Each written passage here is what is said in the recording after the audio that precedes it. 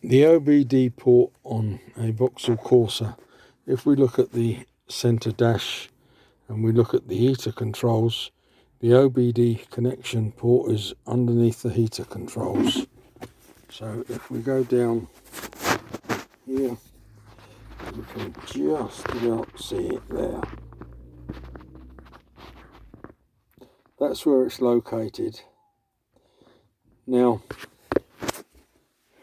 some scan tools you have difficulty in actually connecting it to the port, and if you find this, I've got another video showing you how to fix the problem so that you can get any scan tool to connect to the OBD port.